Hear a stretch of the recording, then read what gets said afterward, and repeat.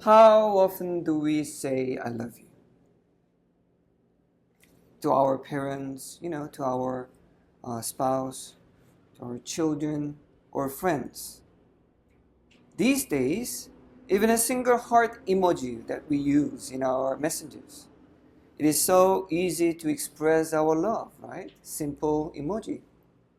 Those cute little heart, sometimes this moving icon.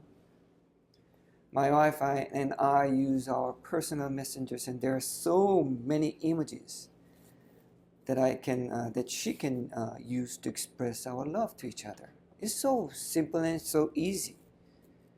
But when we say those words, I love you, do we truly mean them?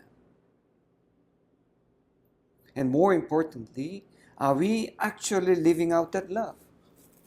Today, through the conversation between the risen Jesus and Peter, we will reflect on what real love is and what it means to love like Jesus. First, today's passage takes place after Jesus' resurrection. He had called his disciples back to Galilee. After a long night of catching nothing, for Peter being the fisherman, Jesus appeared and performed another miracle, the same miracle, providing a great catch of fish and sharing breakfast with them. That's what's happening right here. And then Jesus turned to Peter and asked, Simon, son of John, do you love me more than these? Not once, but 3 times. Why did Jesus ask these questions now? And why 3 times? Because we know there's a deep message of love, restoration, and calling hidden in this moment. When Peter answered, Yes, Lord, you know that I love you, Jesus didn't simply say thank you.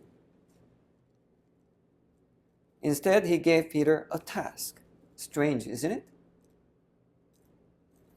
Jesus, for 3 times, said to Peter, Feed my lambs, take care of my sheep, feed my sheep.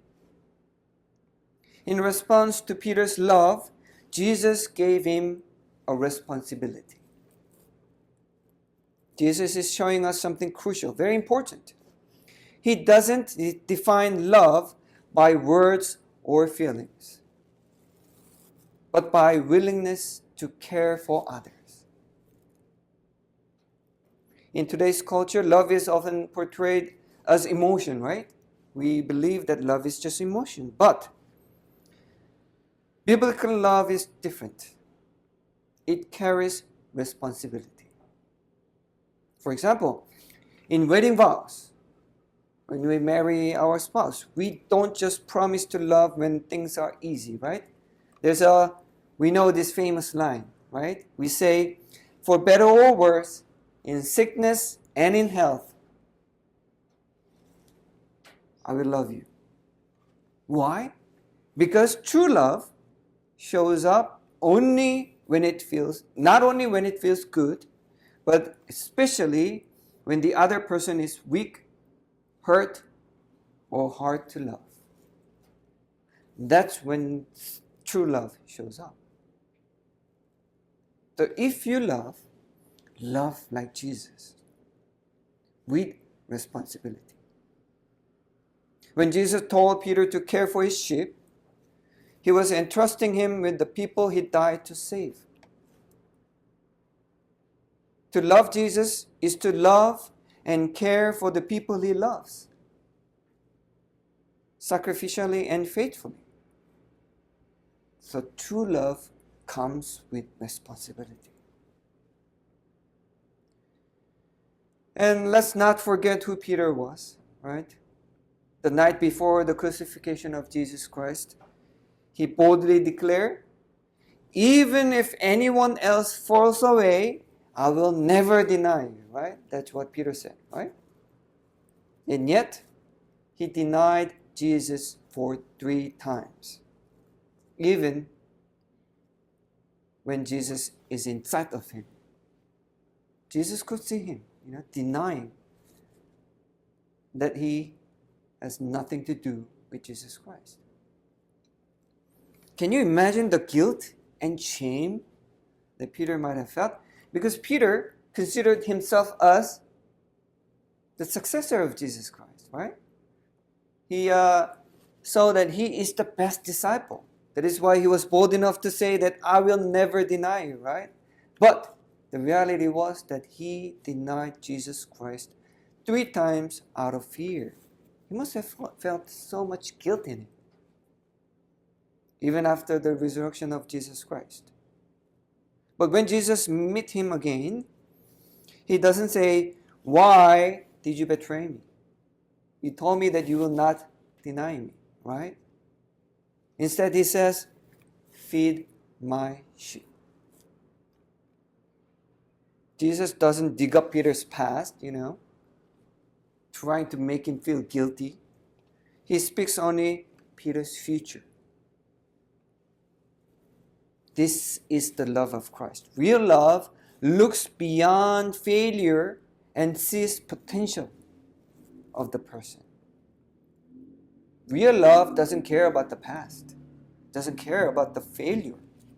It only sees the potential and the future. When we love someone, do we keep reminding them of their past mistakes? No. I don't ask about my wife's past.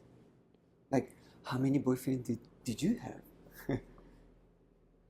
How many boys did you break up with? No, I don't ask that. Or do we believe in what God can still do through them? Do we? Because we don't look past. We only see what God can still do through them. That's what Jesus did to Peter. Because Jesus truly loved Peter, he's not thinking about the mistake and failure that Peter had. He's not talking about the denial of Jesus Christ for 3 times. No. He only sees what Jesus can do through Peter. So if you love like Jesus by believing in someone's future.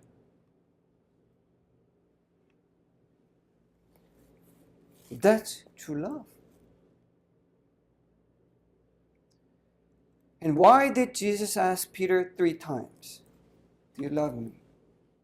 We know the answer because Peter denied him 3 times, right? And Jesus gave him a moment of healing for each moment of failure. Because Peter denied Jesus Christ for 3 times, Jesus is giving Peter a chance to heal himself for 3 times. Allowing him to confess his love to Jesus Christ for 3 times because he denied Jesus Christ for 3 times. Healing moments. This was not a test. It was not.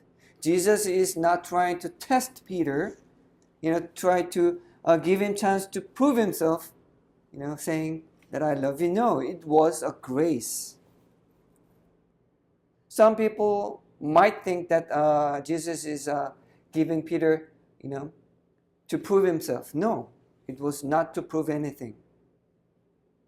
It was just a grace. Notice that Jesus never said, why did you fail me? No, he simply asked, do you love me? He's not like, do you love me? Prove. That's what, couples do, right? Sometimes they start with this simple question. Do I look pretty today? The boy would say, yes, of always. Can you notice anything change in me? And if the boy cannot find what's changed, then the girl would say, I don't think you love me enough. And the boy would be like, no, I really love you. And the girl would prove it. No, Jesus never would do that to his disciples. Jesus was offering Peter a path not of guilt, but of restoration. A way to rebuild trust. A way to move forward, Don't linger in the past, Don't think about your failure. Don't think about your mistake. Let's move on. Move forward. In our lives, we face disappointments in our relationships, right? The world is not perfect because we are not perfect. Our love is not perfect because we don't really know the true love, right? We're not mature enough to do, true love, so we disappoint each other. We get hurt. I remember my first love. We had a great moment, but in the end, we hurt each other, and it broke my heart. It really hurts, let's be honest. And sometimes, because of that, we give up on people so too quickly. We give up, trying to love others. There are so many songs, right? Talking about, heartbroken, love, right? There's so many songs. They don't talk about, beautiful love. They talk about broken hearts. They talk about the love is cruel. They sometimes say that love is always breaking our hearts. There's so many songs. But if you want to love like Jesus, we need the courage to extend grace, the patience to restore, and the faith to keep loving, even when it's hard. So if you love like Jesus with persistent grace, like Jesus. If I was Jesus, perhaps I could never forgive, Peter. When I don't know true love, I would not forgive Peter because he was my best disciple, And when I was being crucified, in front of me, Peter, my best disciple, denying me, saying that he doesn't know me, I'll be furious. After my revival, I would go to Peter and I would tell him, why did you betray me? I'm not going to forgive you. You're not my best disciple anymore. I would be like that because if I don't know true love, I would not have persistent love. But when you have true love, we give them chance because we are not interested about their past. We only look forward.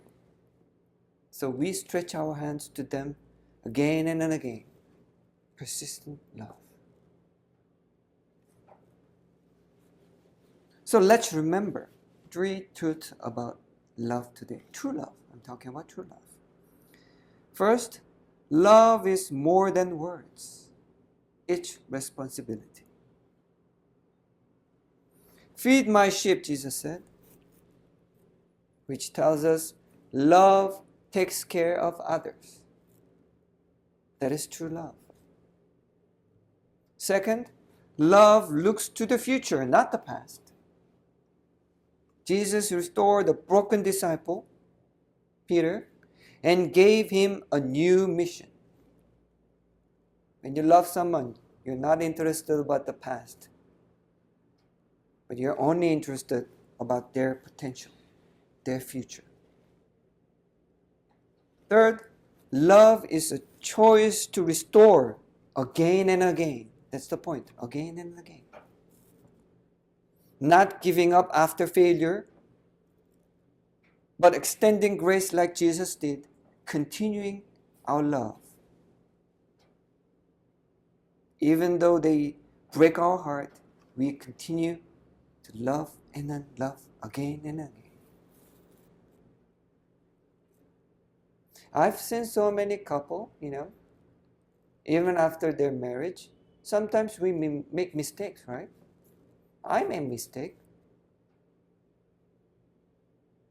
I love my wife so much, and my wife loves me so much. But we do make mistake. But there are so many couples out there, because of the mistakes they make, they break up without giving them chance to, restore, to forgive. But the true love is persistent. Even after the mistake, the true love do their best to love each other again and again. And eventually, they learn what true love is and will love like Jesus. So can we love like this, like Jesus? We should, because we are Christians, right? In our homes, our churches, our friendships, in our workplace, let us love like Jesus. If we truly love, let us love like Jesus. Let us pray.